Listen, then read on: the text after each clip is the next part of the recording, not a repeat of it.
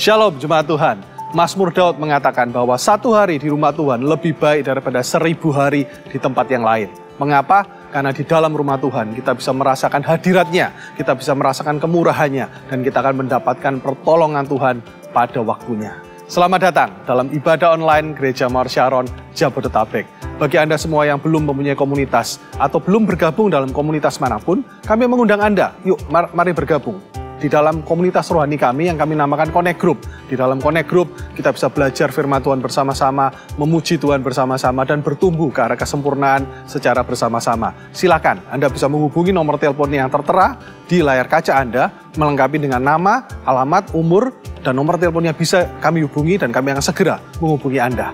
Bagi Anda yang juga tergerak untuk memberikan persembahan buat pekerjaan Tuhan di tempat ini, Anda juga dapat melakukan transfer atau scan QR Code pada nomor yang tertera di layar kaca Anda.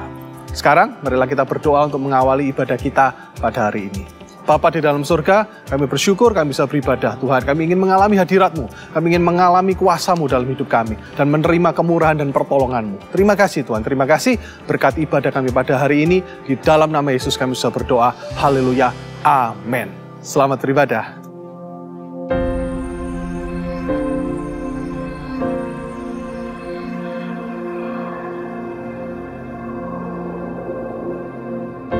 Orang yang suka memuji akan kuat roh doanya. Orang yang berdoa pasti berakhir memuji. Karena Allah bertata di atas pujian. Siapa memuji, Allah mengatasi hidupnya.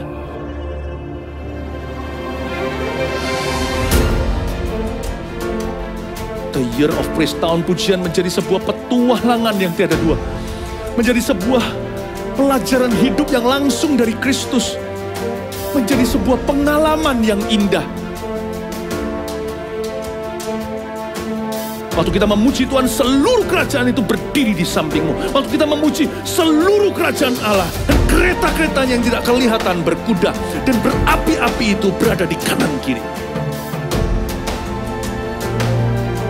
Semakin fisik kita lemah, roh kita semakin memuji Tuhan. Semakin jasmani kita terbatas, semakin rohani kita tidak boleh dibatasi.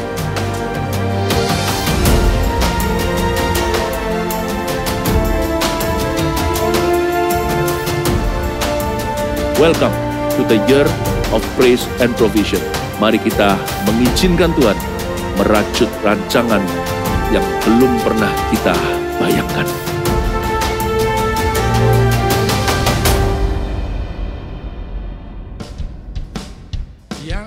Siap memuji Tuhan, katakan amin.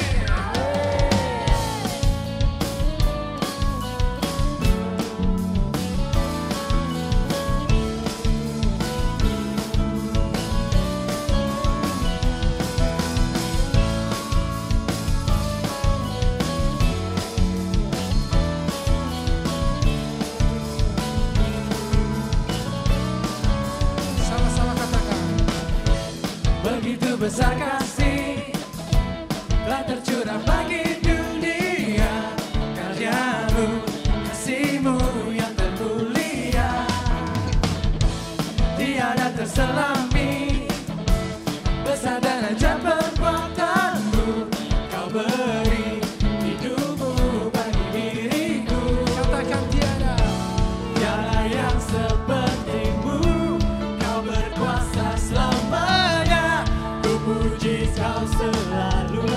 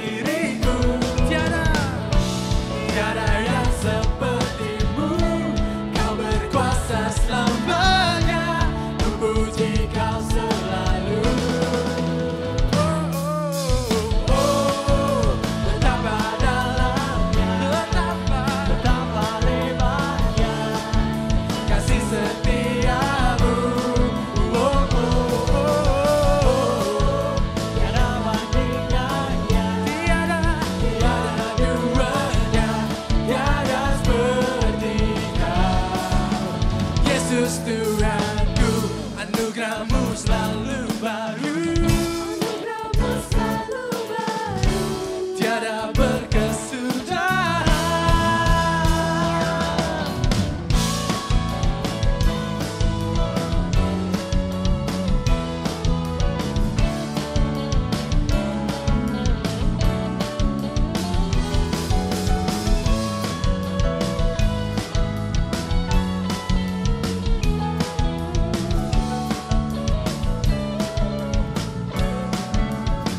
Sama-sama katakan dan oh betapa dalamnya, betapa lebarnya kasih setiamu, oh, oh, dan oh tiada bandingannya, tiada duanya, tiada seperti Kau.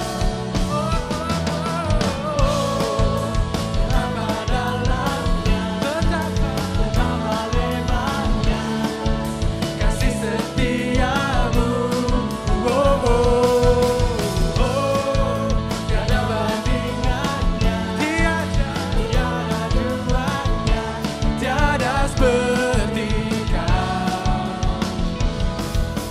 Oh, betapa dalamnya, betapa lebarnya kasih setiamu, oh, oh, oh, tiada bandingannya, tiada duanya, tiada seperti Kau, tiada seperti Kau, tiada seperti Kau, tiada seperti Kau, tiada seperti Kau, Yesus Tuhanku.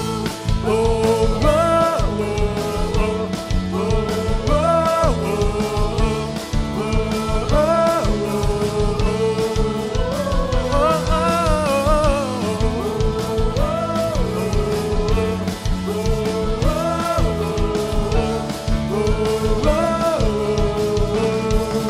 oh, Yesus Tuhanku. Beri sorak-sorai kemuliaan buat Tuhan. Haleluya.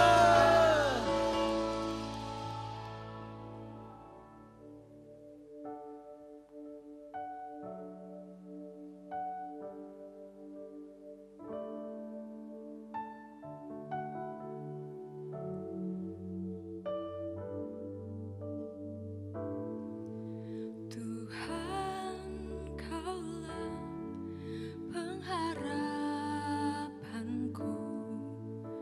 Ku percaya hanya kepadamu.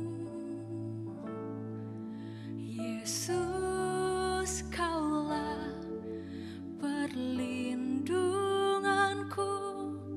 Engkau yang selalu ku puji.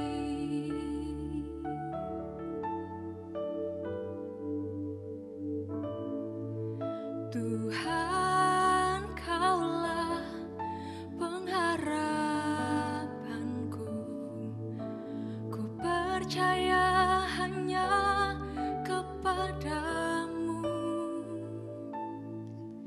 Yesus, Kaulah perlindunganku.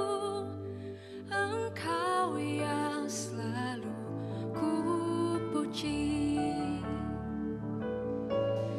Mulutku penuh dengan pujian kepadamu, ya Yesus Tuhan. Sepanjang hari ku beri penghormatan kepadamu, ya Allahku.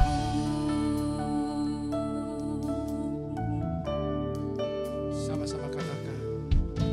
Tuhan, Kaulah pengharapanku. Ku percaya hanya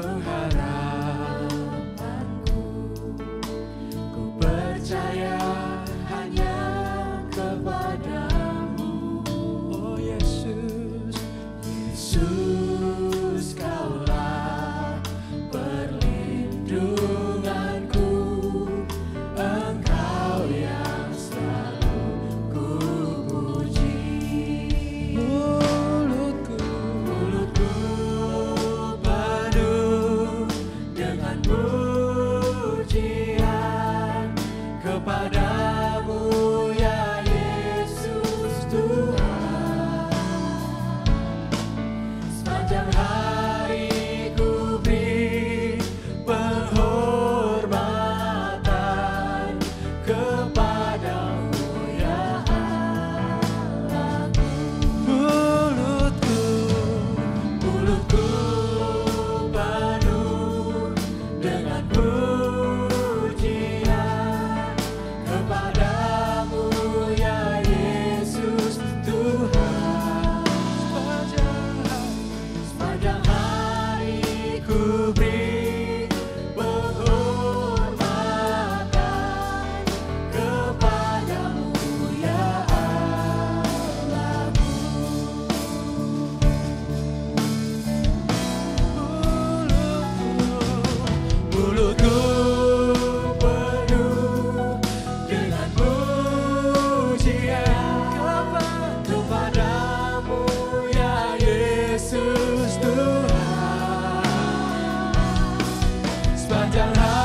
Tuhan. Sepanjang hari ku beri penghormatan kepadamu ya Allahku.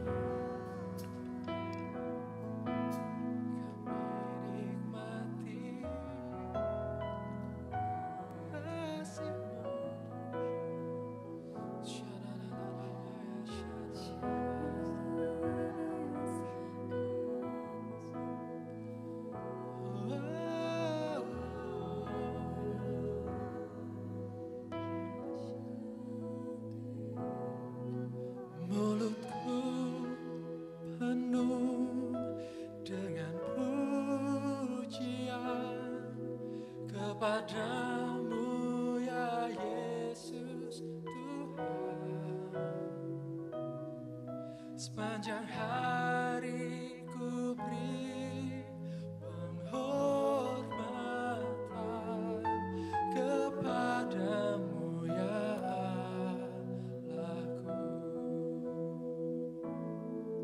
sepanjang hari ku beri penghormatan kepadamu ya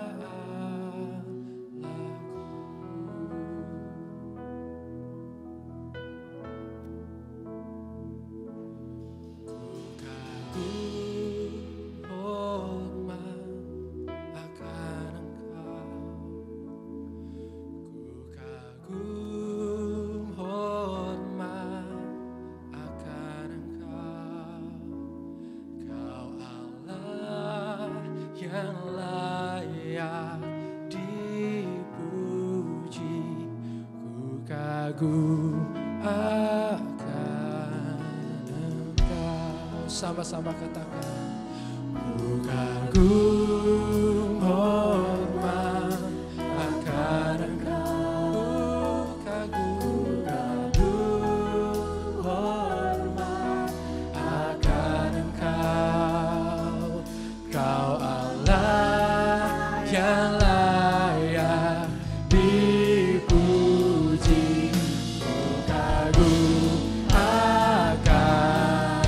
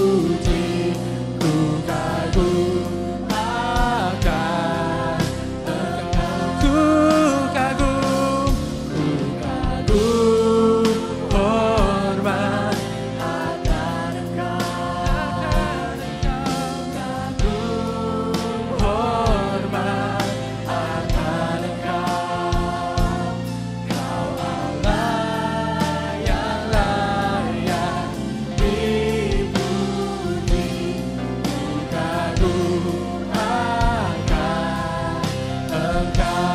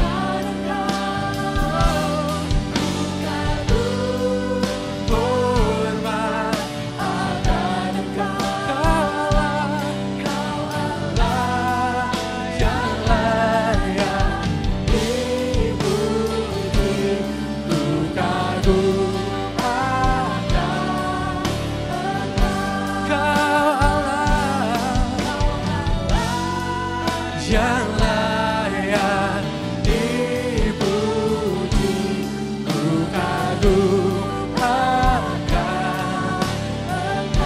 Kau Allah yang layak dipuji, ku kagum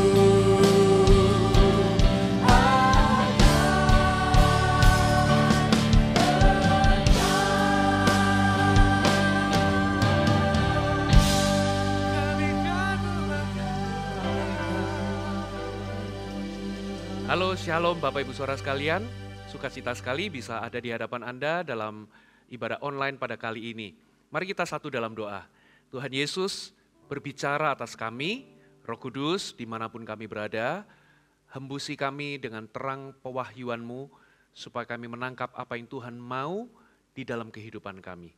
Kami siapkan hati yang terbaik di dalam nama Tuhan Yesus. Semua yang diberkati katakan, amin. Sekali lagi Shalom Bapak Ibu Saudara sekalian. Saudara, pada kesempatan hari ini saya akan menyampaikan tema khotbah. Saya memberikan judul Ruang Tunggu. Ini adalah bagian dari timing series yang nomor 1, saudara, seri pertama. Minggu depan, saudara, istri saya akan melanjutkan timing series, ya, seri yang kedua, saudara. Dan istri saya akan berbicara mengenai timing dari sudut pandang yang berbeda. Saudara, bicara soal timing. Timing itu menempati sesuatu yang penting dalam kehidupan kita. Kita tahu dalam kehidupan kita banyak stres yang kita alami itu akibat karena poor timing atau timing yang buruk. Saudara, banyak stres yang kita alami, tekanan yang kita alami itu bisa karena dua hal. Bisa jadi yang pertama, segala sesuatu berjalan terlalu cepat sehingga kita tidak siap dan akibatnya kita tertekan. Atau segala sesuatu berjalan terlalu lambat. Akibatnya kita merasa bahwa segala sesuatunya bisa jadi terlambat, lalu kita menjadi khawatir dan panik. Dan kita tertekan akhirnya. Saudara, nah salah satu kunci sukses dalam kehidupan ini adalah good timing. Kalau kita mengerti timing yang tepat, saudara, maka banyak hal dalam kehidupan kita ini akan mengalami yang namanya keberhasilan. Kita bisa tanya dalam kehidupan sehari-hari, kalau seorang nelayan ingin mencari ikan, dia harus tahu timing yang tepat. Seorang fotografer, saudara, ketika dia tahu timing yang tepat mengambil sebuah objek, maka gambar tersebut akan menjadi mahal. Seorang pemimpin yang bagus dengan seorang pemimpin yang jelek, perbedaannya adalah seorang pemimpin yang bagus itu bukan hanya tahu mau melakukan apa, tapi seorang pemimpin yang bagus itu tahu kapan melakukannya, saudara. Jadi timing ini menjadi sesuatu yang sangat penting. Seorang juru masak, seorang koki, dia harus tahu kapan memasukkan bumbu tertentu, saudara, di dalam masakannya. Ketika timingnya berubah, maka rasa masakan juga akan berubah, saudara. Itulah sebabnya timing menjadi sesuatu yang sangat penting dalam kehidupan kita. Mari kita coba lihat firman Tuhan dalam Pengkhotbah 3, kita baca di ayat yang ke-11. Apa kata firman Tuhan? Dikatakan begini, ia membuat segala sesuatu indah pada waktunya. Bahkan ia memberikan kekekalan dalam hati mereka. Tetapi manusia tidak dapat menyelami pekerjaan yang dilakukan Allah dari awal sampai akhir. Saudara, dari ayat ini kita bisa menemukan ada beberapa kebenaran. Tapi coba kita lihat dari versi bahasa Indonesia yang sehari-hari. Dikatakan seperti ini. Ia menentukan waktu yang tepat untuk segala sesuatu. Sampai di sini, saudara. Jadi ternyata firman Tuhan menyatakan bahwa Tuhan itu menentukan waktu yang tepat. Jadi ada waktu yang ditentukan atau waktu yang tepat untuk segala sesuatu. Dari sini kita bisa tahu, saudara, bahwa ternyata Tuhan itu punya schedule, Tuhan itu punya jadwal, Tuhan itu punya timetable untuk segala sesuatu. Termasuk dalam kehidupan kita. Tuhan itu punya jadwalnya, atau yang sering kita katakan Tuhan itu punya waktunya dalam kehidupan kita. Ini yang kita sebut waktu Tuhan. Lalu dikatakan seperti ini, saudara, ayat selanjutnya, terjemahan bahasa Indonesia sehari-hari, dikatakan ia memberi kita keinginan untuk mengetahui hari depan, tetapi kita tak sanggup mengerti perbuatan Allah dari awal sampai akhir. Saudara, ayat ini dikatakan, saudara, Tuhan itu punya jadwal, Tuhan itu punya waktu. Ia menentukan waktu yang tepat untuk segala sesuatu. Lalu dikatakan ia memberi kita kekekalan dalam hati. Saudara, itu diterjemahkan ia memberikan kita keinginan untuk mengetahui hari depan. Apa maksudnya, saudara? Saudara sadar atau tidak, saudara, Tuhan itu memberikan kita kerinduan atau keinginan untuk mengetahui hari depan. Itulah sebabnya, saudara, kita itu ingin tahu apa yang terjadi dalam kehidupan kita di masa depan. Salah satu manifestasinya adalah, saudara, kita itu ingin kita itu memiliki cita-cita, kita itu memiliki mimpi, kita itu memiliki visi, sebuah gambaran di masa depan tentang kehidupan kita. By the way, Tuhan sendiri seringkali berbicara dalam kehidupan kita, itu memberikan mimpi, memberikan visi, atau sebuah gambaran apa yang Tuhan rencanakan dalam kehidupan kita di masa depan, saudara. Itulah sebabnya, saudara, kita ini hari ini, kalau Anda jadi orang Kristen, seringkali Tuhan itu memberikan mimpi atau impiannya dalam kehidupan kita. Tuhan itu memberikan mimpi, Tuhan memberikan visi, apa saja yang Tuhan kehendaki atau Tuhan rencanakan dalam kehidupan kita. By the way, saudara, jadi orang Kristen, saudara, kita ini diajar untuk kita bisa menangkap impian Tuhan. Di awal tahun saya berkhotbah tentang bagaimana kita ini bisa menangkap impian Tuhan, dan bagaimana, saudara, mimpi itu juga bisa mengubahkan kehidupan kita. Kita nggak boleh hidup mengalir. Kita jadi orang Kristen, kita harus bersekutu dengan Tuhan, mencari tahu, saudara, dan kita ini harus bisa mencetuskan mimpi. Kita ini harus bisa merencanakan. Kita harus bisa menangkap apa impian Tuhan dalam kehidupan kita, sebuah gambaran di masa depan.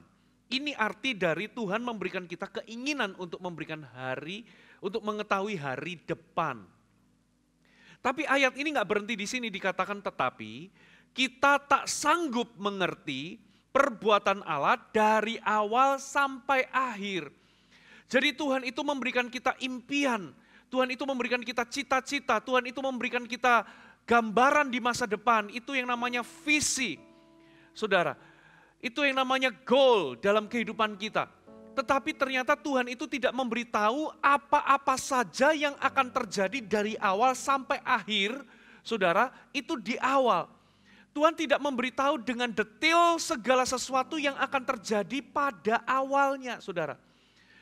Tuhan memberikan kita visi, Tuhan memberikan kita mimpi, tapi Tuhan itu nggak memberikan kita detail apa saja yang akan terjadi di awal. Dan Tuhan itu nggak memberikan kita jadwal atau kapan itu terjadi, kapan mimpi itu terjadi, saudara. Tuhan nggak memberikan kita detailnya di awal. Tuhan memberikan kita visi, Tuhan memberikan kita mimpi, gambaran di masa depan tentang rencana Allah dalam kehidupan kita. Tapi Tuhan tidak memberitahu detailnya apa yang akan terjadi ya dalam kehidupan kita, semua yang terjadi di awal, saudara. Ada beberapa alasan, saudara.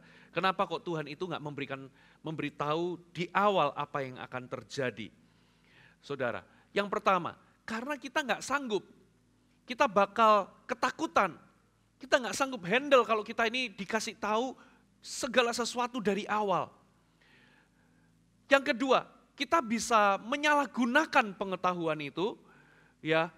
Kita bisa menyalahgunakan pengetahuan yang kita terima kalau Tuhan itu beritahu apa saja yang akan terjadi di awal. Contoh yang paling tepat atau contoh yang paling pas adalah kisah tentang Yusuf. Tuhan memberikan impian kepada Yusuf. Satu kali Yusuf ini akan menjadi seorang penguasa. Tapi Tuhan itu tidak kasih tahu detail kapan itu terjadi. Tuhan juga nggak kasih tahu detail di awal apa saja yang akan terjadi. Ya Tuhan itu nggak ngomong begini ya kepada Yusuf. Yusuf 14 tahun lagi kamu akan jadi penguasa. Lalu sebelum mencapai kamu jadi penguasa itu, kamu akan dijual oleh kakak-kakakmu. Kamu akan jadi budak. Kamu akan bekerja kepada seorang penguasa di Mesir. Lalu kamu akan difitnah. Lalu kamu akan dipenjara. Selama sekian lama, di penjara itu kamu akan dilupakan. Baru setelah itu, setelah engkau melewati 14 tahun, baru aku akan angkat engkau jadi penguasa. Kalau Yusuf dikasih tahu segala sesuatunya dengan detail di awal, kapan dia jadi penguasa, lalu apa-apa saja yang akan terjadi, bisa jadi Yusuf akan ketakutan. Dia nggak sanggup handle semuanya. Yang kedua, dia akan menyalahgunakan pengetahuan itu. Justru Yusuf akan melarikan diri dari rencana Allah. Dia akan berusaha menghindari dari apa yang dia tahu. Saudara, karena nalurinya kita ini nggak mau. Ya Yusuf nggak bakal mau untuk dipenjara, jadi budak, dan lain sebagainya. Alasan ketiga kenapa Tuhan itu nggak kasih tahu segala sesuatunya di awal. Alasan ketiga adalah karena Tuhan ingin kita menghidupi hari-hari kita hari demi hari dengan bergantung dan mempercayai Tuhan. Tuhan mau kita hidup dari hari ke hari mempercayai Dia dan bergantung kepadanya. Bergantung kepada pimpinannya setiap hari. Saudara, itu yang Tuhan mau. Saudara, by the way, ya kenapa kok Tuhan itu enggak, dikatakan Alkitab, kita itu enggak sanggup mengerti perbuatan Allah dari awal sampai akhir, karena memang kita ini manusia dan bukan Tuhan. Kalau kita ini tahu semua apa yang Tuhan akan lakukan dan kapan Tuhan akan melakukannya, saudara, kita bukan lagi manusia, kita ini Tuhan. Saudara, itulah sebabnya kita ini enggak sanggup mengerti apa saja yang terjadi. Saya mau kasih contoh, saudara. Nubuatan tentang Yesus, nubuatan tentang kedatangan juru selamat, kedatangan Mesias di dunia ini sebagai juru selamat, itu sudah ribuan tahun diumumkan melalui nabi-nabinya kepada dunia ini.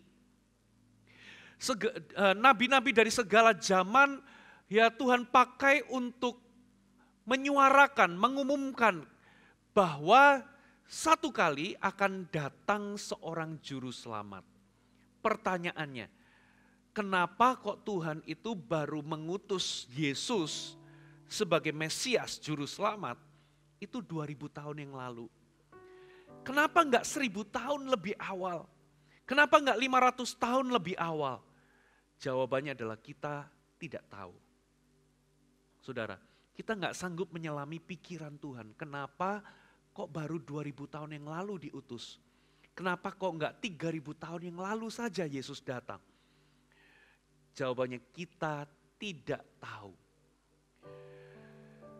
Satu contoh lagi, saudara, ketika bangsa Israel itu diperbudak oleh Mesir, ya, orang-orang Israel itu menjerit berseru kepada Tuhan, berdoa kepada Tuhan supaya Tuhan melepaskan mereka dari perbudakan Mesir.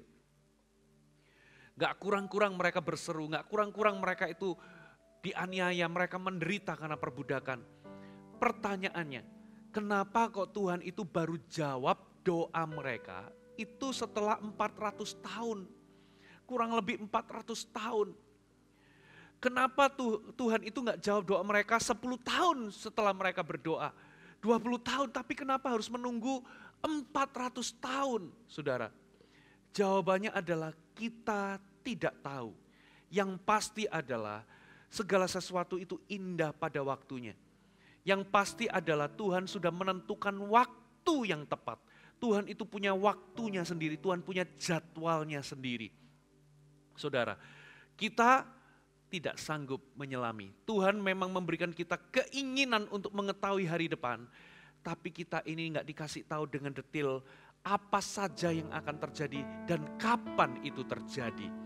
Supaya kita ini setiap hari menghidupi hari-hari kita day by day bergantung dan mempercayai Tuhan. Ada amin saudara? Kisah Rasul 1 ayat 7 dikatakan begini saudara, Kisah Rasul 1 ayat yang ke-7. Jawabnya, engkau tidak perlu mengetahui masa dan waktu yang ditetapkan Bapa sendiri menurut kuasanya. Jadi Yesus ngomong begini, ya, engkau tidak perlu mengetahui masa dan waktu yang ditetapkan Bapa. Versi Alkitab yang terbuka dikatakan begini, ia berkata kepada mereka, bukanlah bagianmu untuk mengetahui tentang waktu dan masa yang sudah ditetapkan oleh Bapa dalam kuasanya. Bukan bagianmu. Tuhan itu punya jadwal dalam kehidupan kita.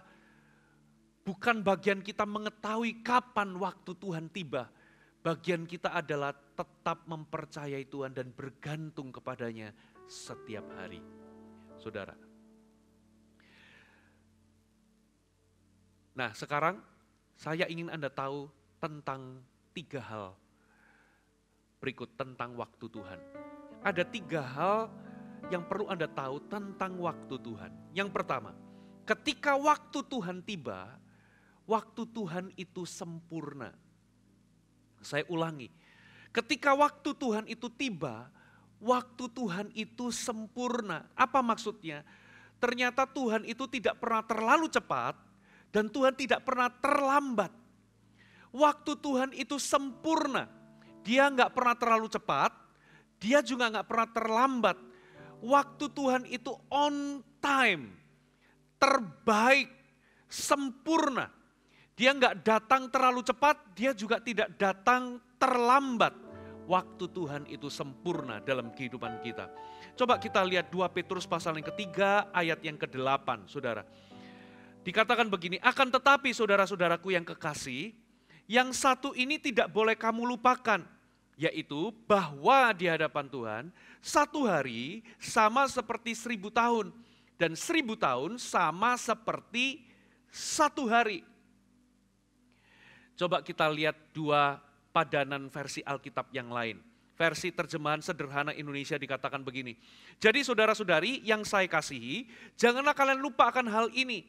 Hitungan waktu bagi Tuhan dan bagi manusia tidak sama. Bagi Tuhan 1000 tahun sama seperti 1 hari bagi manusia. Dan sebaliknya bagi Tuhan 1 hari sama seperti 1000 tahun bagi manusia. Ternyata Tuhan punya hitungan waktu dengan kita itu berbeda, nggak sama. Terjemahan bahasa Indonesia sehari-hari dikatakan begini, tetapi saudara-saudaraku, 1 hal ini janganlah kalian lupakan, bahwa dalam pemandangan Tuhan, 1 hari tidak ada bedanya dengan 1000 tahun. Kedua-duanya sama saja baginya. Apa maksud dari ayat ini? Saudara, ayat ini berbicara mengenai the timelessness of God. Ayat ini tidak berbicara tentang pengandaian tentang waktu, tapi ayat ini berbicara tentang the timelessness of God. Saya mau kasih contoh apa itu pengandaian tentang waktu. Ayat ini nggak berbicara tentang pengandaian akan waktu, saudara. Contoh, saudara, saya itu seminggu 2 kali saya itu olahraga, ya. Ada squat jump, lalu ada push up, ada jumping jack, ya, ada mountain climber, gitu ya. Salah satunya adalah di terakhir gerakan yang saya ikuti adalah plank, saudara. Ya, plank itu nggak gampang, saudara. Dan waktu saya untuk ngeplank itu rata-rata 1 menit 15 detik. Coba saya tanya, 1 menit 15 detik itu lama atau sebentar? Sebentar saudara, 1 menit 15 detik. Tapi ketika saya melakukannya ngeplank, 1 menit 15 detik itu like forever for me. Ya, seringkali ketika saya ngeplank, lalu kalau di situ ada istri saya itu kerap kali tanya, Len tolong, ini sudah tinggal berapa detik? Karena setiap detiknya itu rasanya lama, saudara. Contoh, kalau Anda lagi lapar, saudara, lalu Anda ngantri di sebuah restoran, padahal waktu antrian itu cuma 3 menit. Tapi karena Anda lapar, 3 menit itu sepertinya lama sekali. Nah, ini yang namanya pengandaian tentang waktu. Ayat ini tidak berbicara tentang pengandaian akan waktu. 1 hari itu seperti 1000 tahun, 1000 tahun seperti 1 hari. Tidak. Tapi ini bicara tentang the timelessness of God. Tuhan itu tidak dibatasi oleh waktu. Tuhan itu tidak dibatasi oleh ruang dan tidak dibatasi oleh waktu. Saudara, Tuhan itu pencipta. Bedanya dengan kita ini dibatasi oleh ruang dan kita dibatasi oleh waktu. Nah, karena Tuhan itu nggak dibatasi oleh waktu dan kita ini dibatasi oleh waktu, maka Tuhan itu punya sudut pandang tentang waktu dan hitungan tentang waktu itu berbeda dengan sudut pandang kita tentang waktu atau hitungan kita tentang waktu. Saya mau kasih contoh, saudara. Kita ini hidup di bumi. Gara-gara kita ini hidup di bumi, kita ini punya konsep tentang waktu itu seperti ini. Bumi itu berputar 24 jam sehari. Dari sini kita bisa memperoleh bahwa 1 hari itu 24 jam. Dari mana itu? Karena perputaran bumi. Lalu kita ini bisa memperoleh, saudara, 1 tahun itu terdiri dari 365 hari. Itu dari mana? Itu dari bumi itu berotasi terhadap matahari.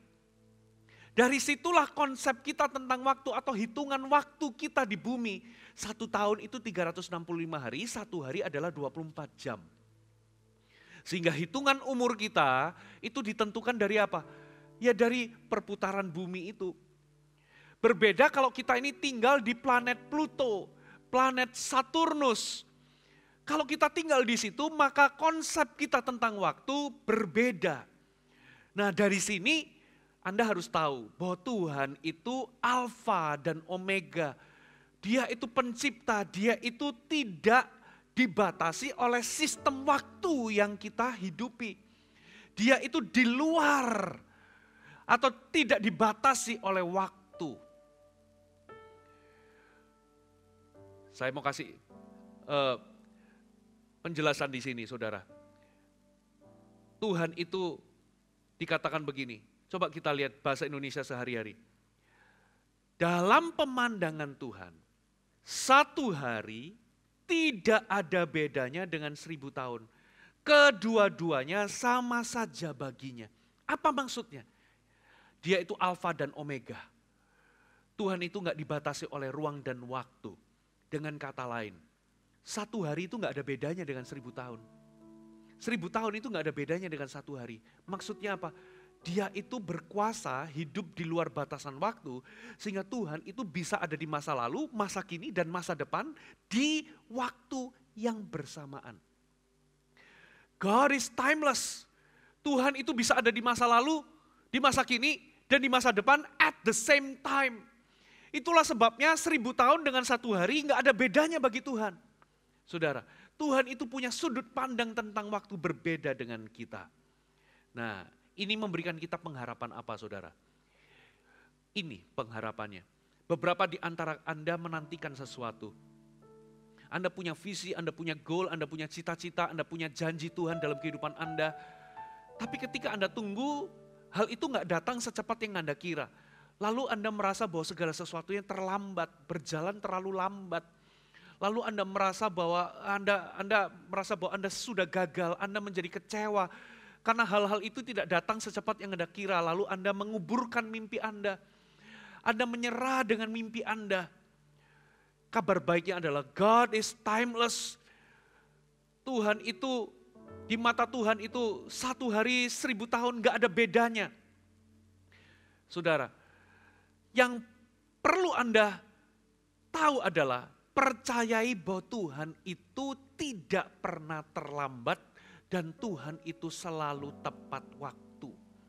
Saudara, coba kita lihat Habakuk 2 ayat 3 dikatakan begini. Sebab penglihatan itu masih menanti saatnya.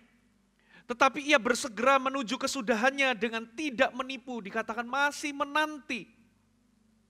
Bagian kita adalah menanti saatnya atau menantikan waktu Tuhan. Ia bersegera menuju kesudahannya dengan tidak menipu. Itu pasti maksudnya. Apabila berlambat-lambat, nantikanlah itu. Sebab itu sungguh-sungguh akan datang dan tidak akan bertangguh. Waktu Tuhan itu sempurna, Tuhan gak pernah terlambat, Tuhan gak pernah terlalu cepat. Tapi di sisi kita, seringkali kita itu merasa hal itu berlambat-lambat. Kita merasa hal itu kok gak secepat dalam hitungan waktu kita. Saudara, nah kabar baiknya, God is timeless. Dia Alfa dan Omega. Tuhan punya jadwalnya sendiri, bagian kita adalah percaya dan nantikan itu. Katakan amin. Jangan buru-buru menguburkan mimpi Anda. Jangan buru-buru melepaskan impian Anda, goal Anda, dan menyerah. Karena Tuhan punya hitungan waktu sendiri dan waktu Tuhan itu sempurna. Katakan amin. Yang kedua, saudara, hal kedua yang perlu Anda tahu adalah, saudara, ketika waktu Tuhan tiba, saudara, itu tidak selalu nyaman bagi kita atau mudah bagi kita. Ketika waktu Tuhan tiba, Tuhan itu pasti akan kerjakan sesuatu yang lebih besar dan lebih baik dari apa yang kita bisa pikirkan. Itu pasti, saudara. Tapi sekalipun itu lebih besar dan lebih baik dari apa yang kita bisa pikirkan, belum tentu itu nyaman dan belum tentu itu mudah bagi kita. Saya mau kasih contoh, saudara. Coba kita buka Lukas 2 ayat 1 sampai 6. Dikatakan begini, saudara. Lukas pasal yang kedua ayat 1 sampai 6, saudara. Pada waktu itu Kaisar Agustus mengeluarkan suatu perintah menyuruh mendaftarkan semua orang di penduduk dunia, di seluruh penduduk dunia. Inilah pendaftaran yang pertama kali diadakan sewaktu Kirenius menjadi wali negeri di Syria. Maka pergilah semua orang mendaftarkan diri masing-masing ke kotanya sendiri. Demikian juga Yusuf pergi dari kota Nazaret di Galilea ke Yudea, ke kota Daud yang bernama Bethlehem, karena ia berasal dari keluarga dan keturunan Daud. Semua supaya didaftarkan bersama-sama dengan Maria, tunangannya yang sedang mengandung. Ketika mereka di situ, tibalah waktunya bagi Maria untuk bersalin. Perhatikan, ketika mereka tiba di situ, tibalah waktu Tuhan. Waktunya bagi Maria untuk bersalin. Apa maksudnya, saudara? Saudara, kelahiran Yesus bagi Maria dan Yusuf itu menurut mereka itu sebetulnya gak pas. Tapi itu waktu Tuhan, saudara. Ketika Maria itu mengandung, sebetulnya itu gak pas bagi Maria. Karena apa? Maria belum menikah. Tapi itu waktu Tuhan bagi Maria untuk mengandung. Saudara, bagaimana dia bisa menjelaskan ke orang tuanya, ke papa mamanya, bahwa aku ini mengandung bukan lahir, bukan dari sebuah pernikahan, tapi karena Roh Kudus. Sulit untuk menjelaskan itu. Itulah sebabnya malaikat mendatangi Maria, mendatangi Yusuf lewat mimpi untuk meyakinkan bahwa memang ini benar dari Tuhan. Dan ketika dia itu waktu berjalan lalu dia mengandung makin besar, ketika hamil tua tiba-tiba Kaisar Agustus menyerukan bahwa semua orang harus disensus dan disensusnya itu harus kembali ke kota kelahiran atau ke kota masing-masing. Bayangkan saudara, di Indonesia tiba-tiba pemerintah Indonesia mengeluarkan perintah semua orang harus disensus ulang ya di kota kelahiran masing-masing. Bayangkan di waktu bersamaan seluruh penduduk Indonesia harus pulang ke kampung kelahiran.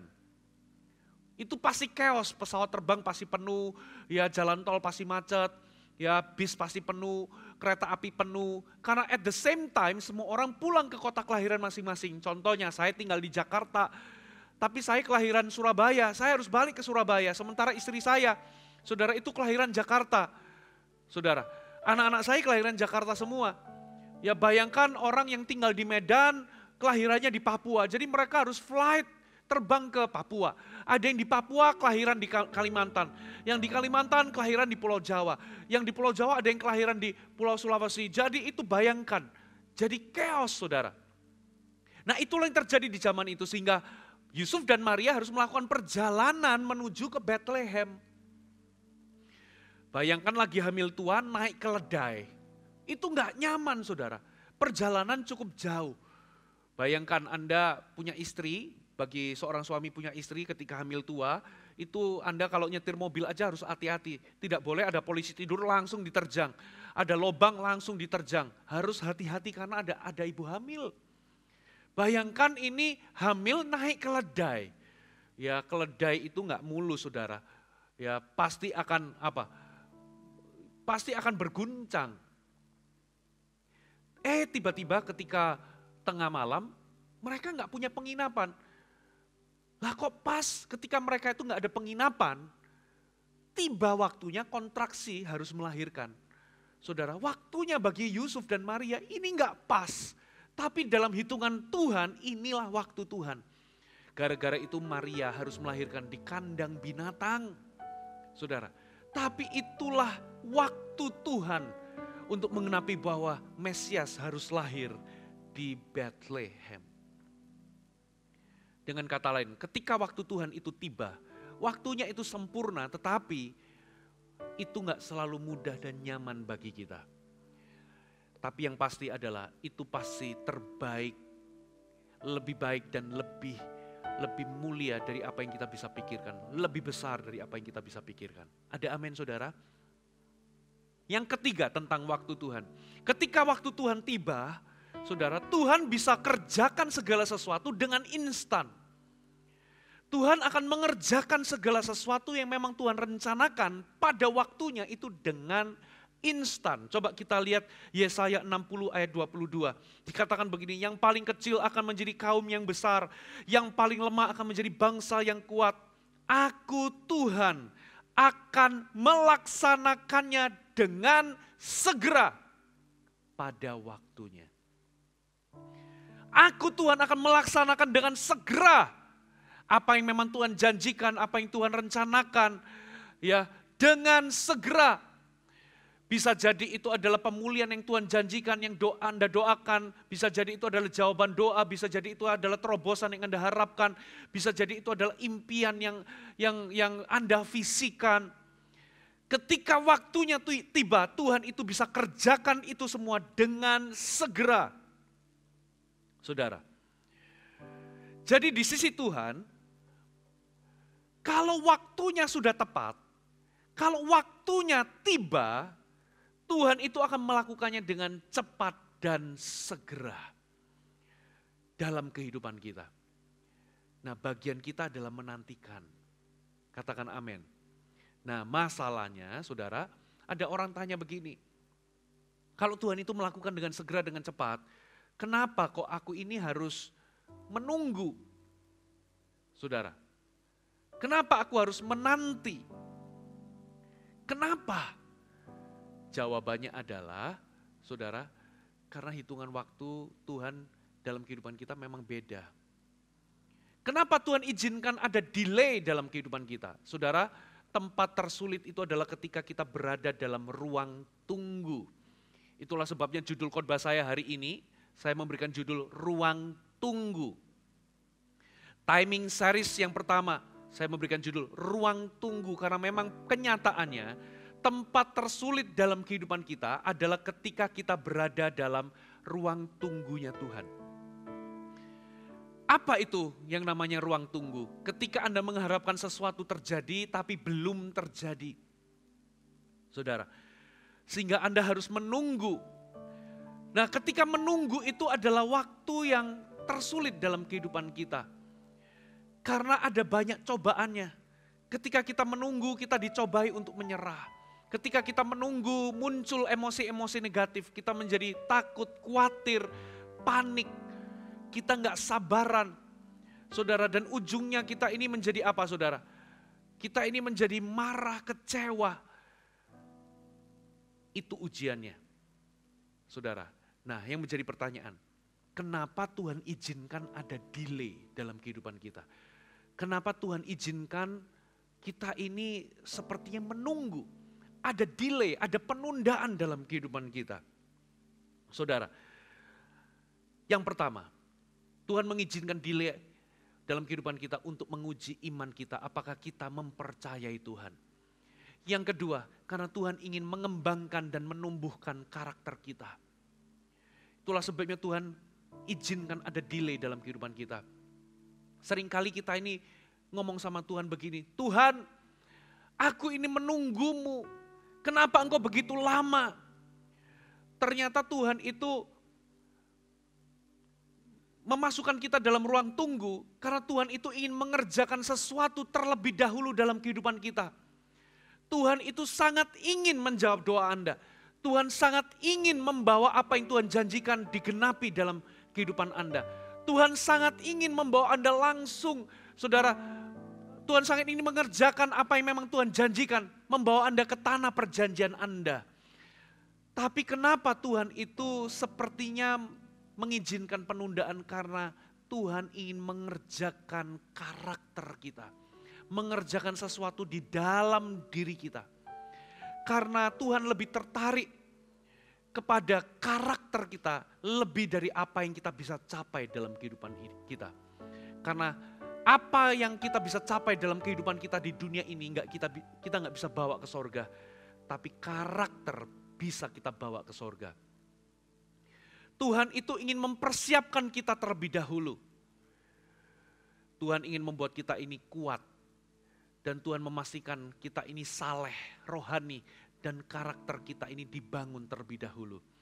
Jadi, bisa jadi kalau ada penundaan dalam kehidupan Anda, karena Tuhan itu melihat kita ini belum siap. Kita berkata, Tuhan aku menunggumu. Dari sisi Tuhan, bukan aku yang menunggumu. Bukan kamu yang menungguku, tapi aku yang menunggumu, nak. Kita ini merasa kita ini menunggu Tuhan, tapi kebenarannya Tuhan sedang menunggu kita. Tuhan ingin kita bertumbuh, Tuhan ingin kita siap. Karena apa? Karena berkat dan apa yang Tuhan itu mau kerjakan dalam kehidupan kita itu lebih besar dari apa yang kita bisa handle saat ini. Tuhan perlu mempersiapkan kita terlebih dahulu, saudara. Makanya ketika Anda berkata, Tuhan aku menunggumu, Tuhan malah balik berkata, akulah yang menunggumu nak, ayo cepat tumbuh, ayo cepat dewasa. Karena apa yang aku sediakan bagimu, janji yang Tuhan itu sediakan bagi diri Anda, itu sekarang ini masih terlalu besar untuk Anda bisa handle. Tuhan ingin terlebih dahulu mempersiapkan Anda. Saya mau kasih contoh, ya, contoh yang paling tepat itu adalah kisah bangsa Israel. Tuhan itu ingin membawa mereka ke tanah Kanaan, tanah perjanjian. Itu kerinduan Tuhan. Tuhan ingin bawa mereka ke sana. Tapi ternyata Tuhan gak langsung bawa mereka ke sana. Tuhan membawa mereka ke padang gurun untuk mempersiapkan mereka. Mempersiapkan mental, iman, dan karakter mereka. Karena apa yang ada di tanah perjanjian itu belum bisa mereka tanggung kalau mereka itu belum siap. Lalu apa yang terjadi, saudara? Yang pertama, saudara, mereka gagal mempercayai Tuhan. Tuhan ingin mereka itu mempercayai Dia. Makanya Tuhan izinkan mereka ada di padang gurun. Tapi yang terjadi mereka menggerutu, mereka nggak mempercayai Tuhan. Yang kedua, Tuhan ingin mengerjakan karakter dalam kehidupan mereka. Coba lihat apa yang terjadi ketika Tuhan itu ingin memperkenalkan dirinya kepada mereka. Tuhan undang mereka naik ke atas gunung Sinai untuk berjumpa dengan kemuliaan Tuhan. Ternyata mereka menolak. Mereka ketakutan dan menolak. Mereka berkata, Musa kamu aja yang naik. Nanti apa yang Tuhan ngomong, nanti kasih tahu kami. Ternyata Musa ditunggu-tunggu 1 minggu gak turun-turun, 2 minggu gak turun-turun, 3 minggu gak turun-turun. Saudara, mereka berkata ini Musa pasti mati. Mari kita bikin patung dari emas. Ya, lalu mereka itu membuat anak lembu emas.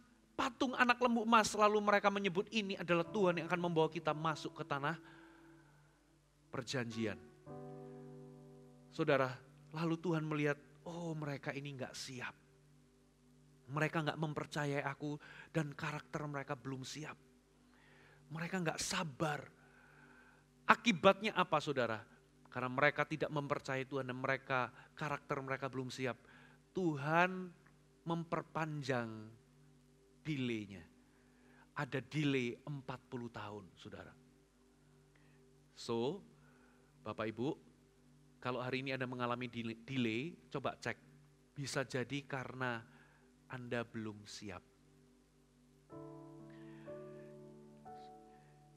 Jadi, saudara, yang perlu Anda tahu, delay itu bukan berarti denial. Orang Kristen dewasa tahu perbedaannya. Tapi anak kecil nggak tahu perbedaan antara delay dengan denial. Ketika saya berkata kepada anak saya yang paling kecil, ketika anak saya itu minta sesuatu lalu saya ngomong, belum, nanti. Anak saya nangis. Karena apa? Anak saya nggak bisa bedakan, anak kecil nggak bisa bedakan antara belum dengan tidak. Antara not yet dengan no. Antara delay dengan denial. Di pikiran anak saya, oh ini papa nggak boleh.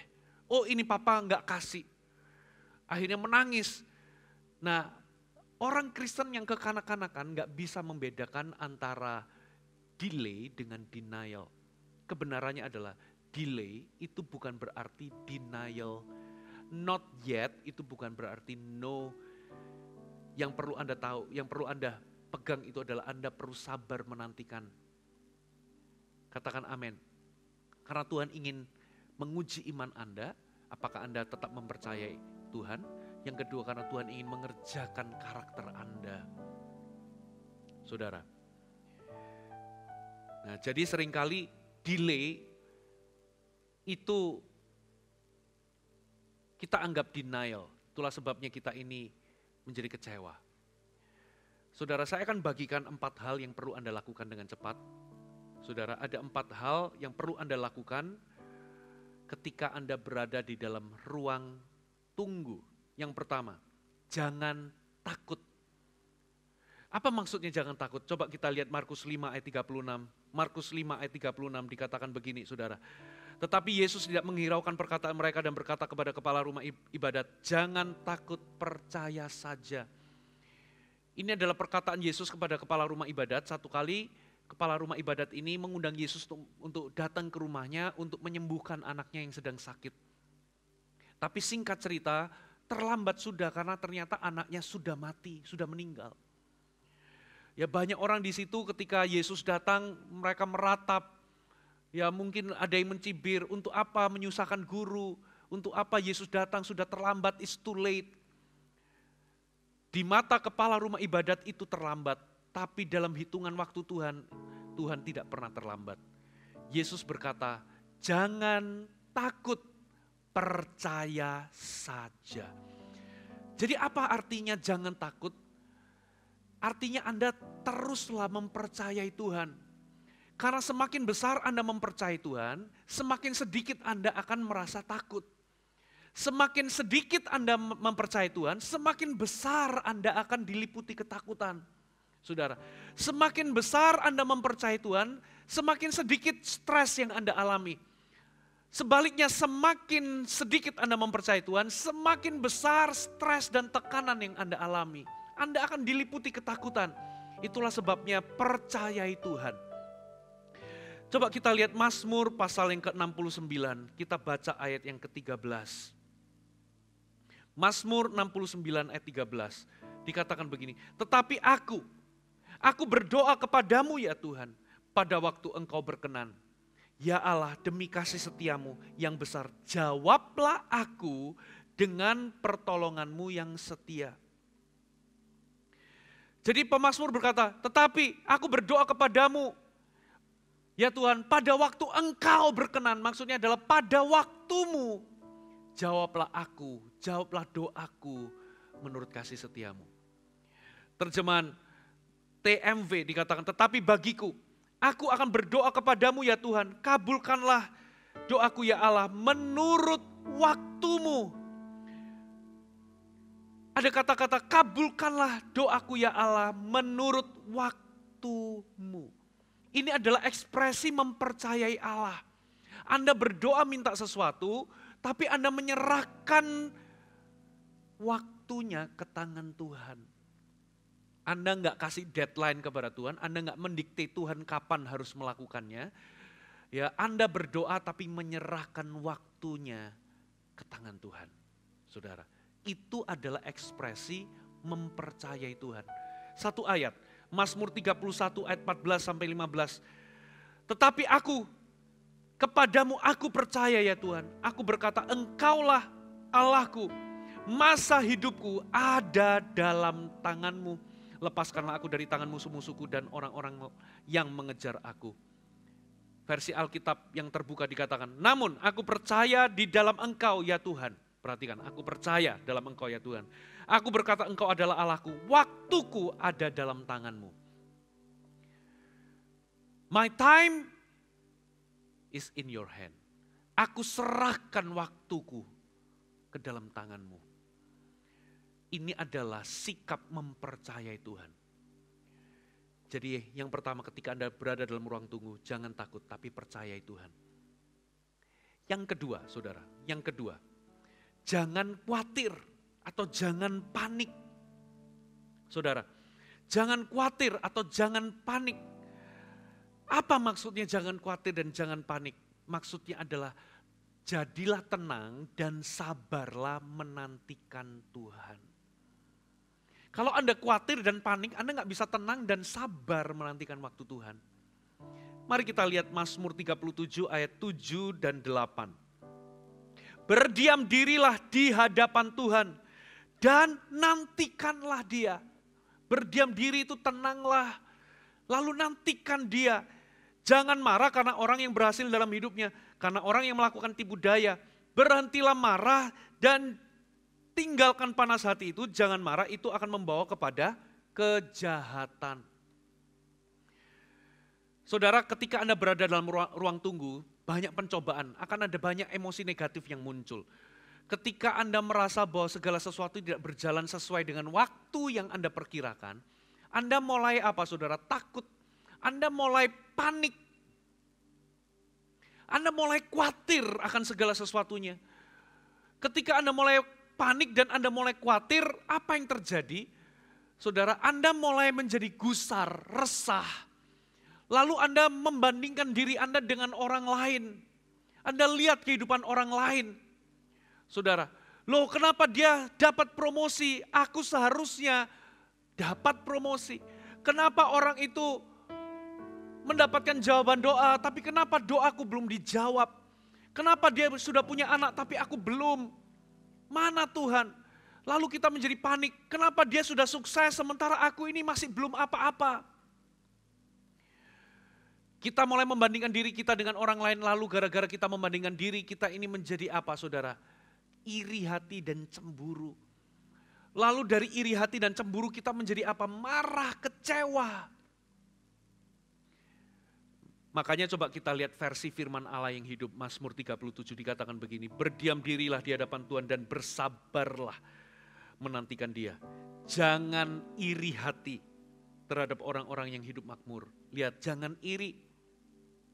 Ayat 8, jangan marah, jangan bersungut-sungut dan merasa khawatir, gusar, panik.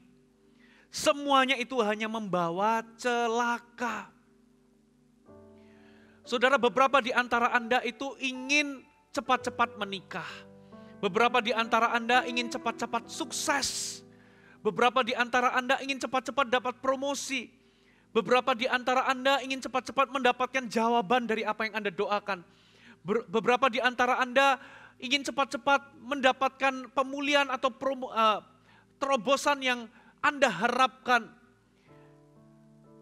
Tapi ketika itu enggak datang secepat yang Anda kira, Anda mulai takut, Anda mulai panik, Anda mulai khawatir, resah.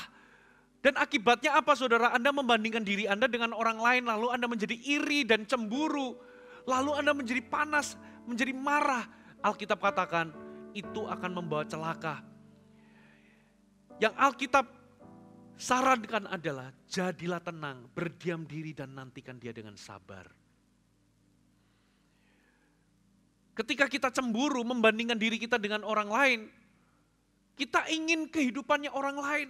Padahal setiap orang punya rencana Allah sendiri-sendiri. Rencana Tuhan dalam kehidupan Anda dengan rencana Tuhan dalam kehidupan orang lain itu berbeda. Tuhan punya waktunya sendiri untuk kehidupan masing-masing orang. Ketika Anda berusaha saudara menghidupi apa yang orang lain hidupi, Anda cemburu kepada orang lain, saudara, Anda punya potensi kehilangan rencana Allah dalam kehidupan Anda sendiri. Anda rugi besar. Karena masing-masing Tuhan punya waktunya sendiri. Dan waktu Tuhan itu pasti yang terbaik bagi kita. Ada amin, saudara. Nah, ngomong-ngomong tentang khawatir, saudara. Ketika Anda khawatir, kekhawatiran itu bersifat unproductive, useless, worthless. Sia-sia Anda khawatir. Kekhawatiran itu tidak mengubah apapun. Kekhawatiran tidak mengubah masa lalu. Kekhawatiran juga tidak menambah sehasta kemajuan di masa depan Anda. Tapi yang ada adalah kekhawatiran itu mencuri dan merampok, merusak masa kini Anda. Karena apa? Anda buang-buang energi, khawatir itu buang energi. Sia-sia seperti Anda mondar-mandir tapi gak kemana-mana. Buang energi. Lebih baik energi yang sama Anda ubah dengan doa. Karena doa itu mengubahkan sesuatu. Sementara khawatir tidak mengubahkan sesuatu.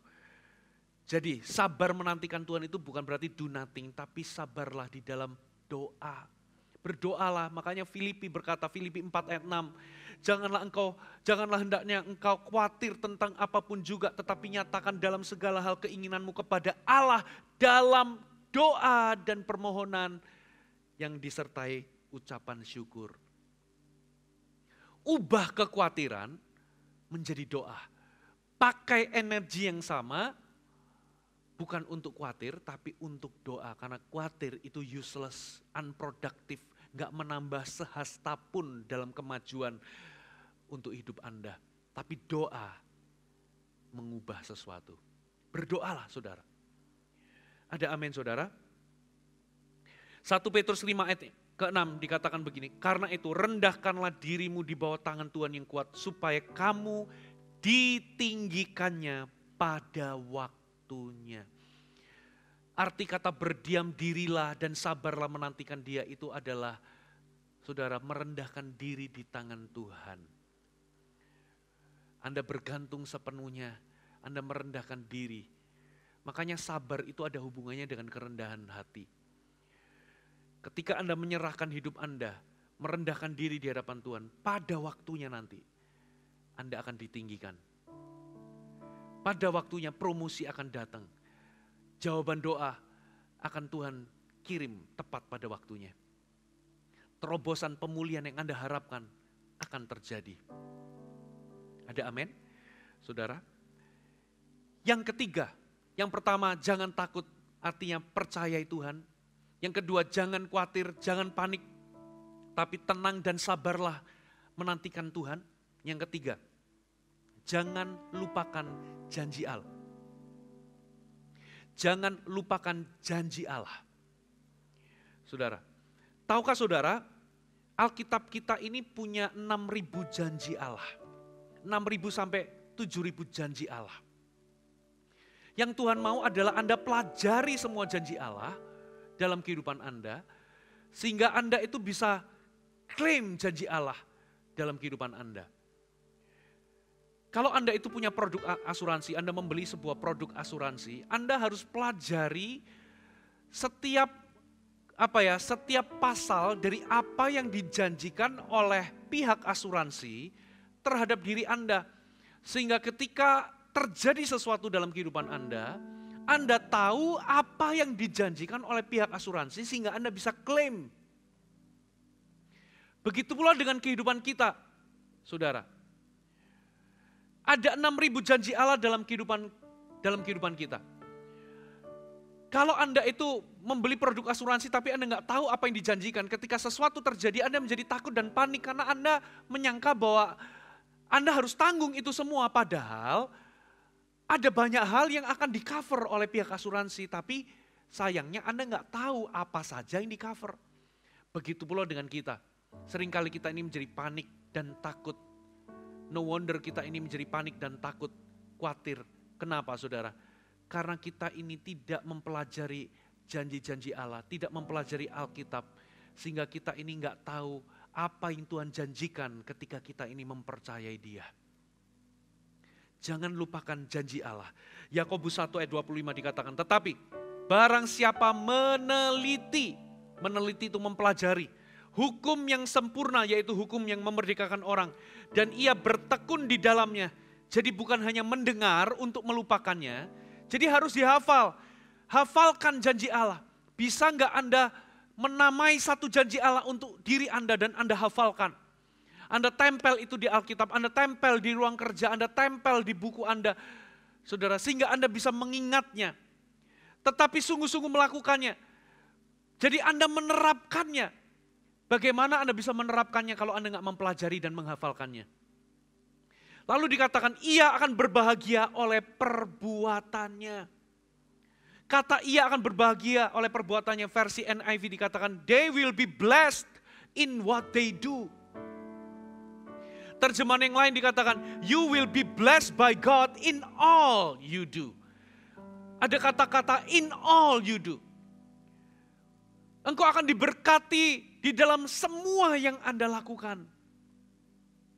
Mazmur 1 ayat 1 sampai 3, berbahagialah orang yang tidak berjalan menurut nasihat orang fasik, yang tidak berdiri di jalan orang berdosa, yang tidak duduk dalam kumpulan pencemooh, tetapi yang kesukaannya ialah Taurat Tuhan, yang merenungkan Taurat itu siang dan malam. Ia seperti pohon yang ditanam di tepi aliran air, yang menghasilkan buahnya pada musimnya atau pada waktunya. Yang tidak layu daunnya, lalu dikatakan apa saja yang diperbuatnya berhasil. Kata apa saja ini, saudara, ternyata artinya dalam bahasa aslinya adalah apa saja. Saudara, kita seringkali meragukan ayat ini. Ayat ini berlaku bagi kita, saudara. Anda tidak boleh meragukan ayat ini. Kalau kita ini mempelajari firman, menghafalkan firman, menerapkannya, apa saja yang kita lakukan berhasil. Itu adalah janji Allah yang berlaku bagi hidup kita. Kalau Anda ragu-ragu, lebih baik Anda gunting, dirobek aja sekalian ayat ini. Ini ayat berlaku bagi kita. Apa saja. Apa saja means apa saja dibuatnya berhasil. Ada amin?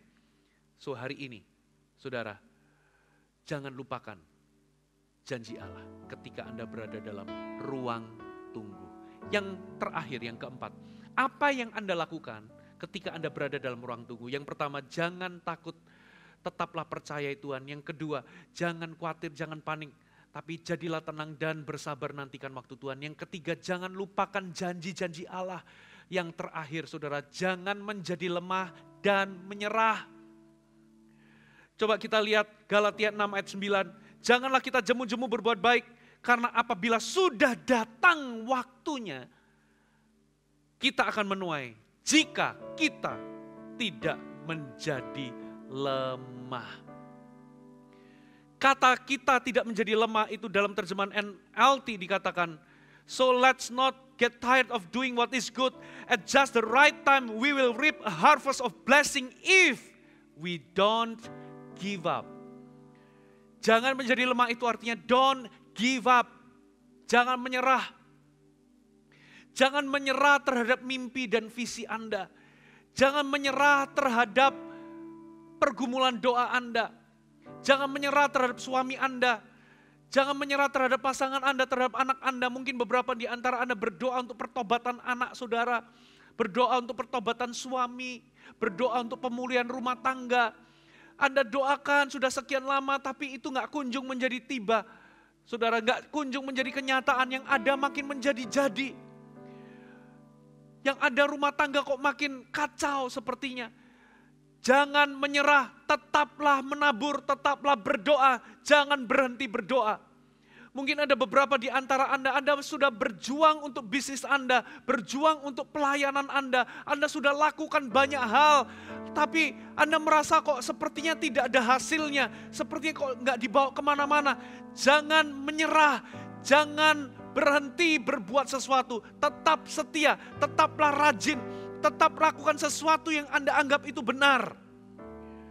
Saudara, karena pada waktunya Anda akan menuai, asal Anda tidak menyerah. Beberapa di antara Anda menyerah terlalu cepat terhadap mimpi dan visi Anda. Hari ini Anda sudah kuburkan mimpi Anda. Saudara, jangan menyerah. Saudara, karena waktunya akan tiba, Anda akan menuai. Ada amin, saudara? Jadi ada 4 hal ini. Ketika Anda berada dalam ruang tunggu, pastikan Anda jangan takut. Tetaplah mempercayai Tuhan. Jangan khawatir dan panik. Jadilah tenang dan sabar, nantikan Tuhan. Janganlah lupakan janji-janji Allah. Dan yang terakhir, janganlah menyerah. Mari tutup Alkitab Anda, mari kita datang di hadapan Tuhan. Berapa banyak di antara Anda hari ini, Anda berada di dalam ruang tunggu. Anda mengharapkan sesuatu untuk terjadi, tapi belum terjadi. Sepertinya segalanya berjalan terlalu lambat dalam hitungan Anda. Lalu Anda menjadi takut, Anda menjadi khawatir, Anda menjadi resah, Anda meragukan Tuhan dalam kehidupan Anda. Hari ini satu hal yang perlu Anda tanamkan, waktu Tuhan itu terbaik bagi Anda. Tuhan tidak pernah datang terlalu cepat, Tuhan juga tidak pernah datang terlambat. Waktu Tuhan itu sempurna dan pasti datang tepat pada waktunya. Yang Tuhan mau adalah Anda belajar mempercayai Dia. Dan kalau hari ini Anda merasa bahwa ada penundaan dalam kehidupan Anda, itu berarti Tuhan ingin mengerjakan sesuatu dalam diri Anda. Tuhan ingin mempersiapkan diri Anda. Rendahkan diri Anda di hadapan Tuhan. Percayakan diri Anda ke tangan Tuhan. Izinkan Dia bekerja dalam hidup Anda. Saya percaya waktunya akan tiba. Yang pasti Anda jangan takut. Tetaplah percayai Tuhan. Jangan khawatir dan menjadi panik. Jadilah tenang, sabarlah menantikan Tuhan. Jangan bandingkan diri Anda dengan kehidupan orang lain. Setiap orang punya rencana Allah sendiri. Setiap orang punya waktu Tuhan sendiri dalam kehidupannya. Percayai Dia. Jangan lupakan janji-janji Allah dalam kehidupan Anda. Tempel, confess. Anda bisa ucapkan dan perkatakan janji Allah dalam kehidupan Anda. Kuatkan iman Anda. Tuhan itu rindu membawa penggenapan janjinya, membawa terobosan pemulihan yang Anda doakan, bahkan jawaban doa dalam kehidupan Anda. Menggenapi semua mimpi, impian dan visi yang Tuhan letakkan dalam hidup Anda. Dalam aspek kehidupan Anda. Tuhan rindu itu terjadi dalam kehidupan Anda. Tapi segala sesuatu harus terjadi pada waktunya. Dan kalau Tuhan mempersiapkan Anda perlu bersabar. Jangan lupakan janji-janji Allah. Dan yang terakhir, jangan menyerah. Jangan menyerah, karena itu pasti datang. Asal Anda tidak menjadi lemah dan menyerah. Mari berapa banyak di antara Anda yang berada dalam ruang tunggu, saya rindu berdoa bagi Anda. Mari angkat tangan Anda dimanapun Anda berada. Roh Kudus berbicara atas mereka. Nyatakan kuasa-Mu. Kami tahu Tuhan, bahwa not yet itu bukan berarti no. Delay itu bukan berarti denial. Kami tahu waktunya akan datang. Berikan mereka kekuatan di dalam nama Yesus. Tuhan, ubahkan hati mereka hari ini. Lembutkan hati mereka. Segala kekecewaan, kemarahan, bahkan hal-hal yang pahit. Tuhan, hari ini Tuhan balut semuanya. Lewat kebenaran-Mu, hari ini hati mereka kembali mempercayai-Mu. Di dalam nama Yesus. Di dalam nama Yesus. Tuhan Yesus meteraikan firman-Mu. Pulihkan setiap hati mereka-mereka yang hari ini berada dalam ruang tunggunya Tuhan. Hati mereka dipulihkan, mereka tetap mempercayai Tuhan. Karena kami tahu pada waktunya nanti, tepat pada waktunya Tuhan, Tuhan akan kerjakan semuanya dengan instan. 2 detiknya Tuhan akan mengerjakan banyak hal. Lebih daripada 20 tahun kita kerjakan, kami kerjakan dengan kekuatan sendiri. Kami mempercayakan semua jemaat-Mu ke dalam tangan Tuhan. Kami percaya waktu-Mu sempurna. Terimalah berkat yang terbaik daripada Allah Bapa. Anugerah kasih setia daripada Yesus Kristus turun ke atas hidup-Mu. Dan penyertaan dari Allah Roh Kudus yang tinggal diam dalam hidup-Mu senantiasa membimbing, memimpin-Mu ke dalam seluruh kebenaran Allah.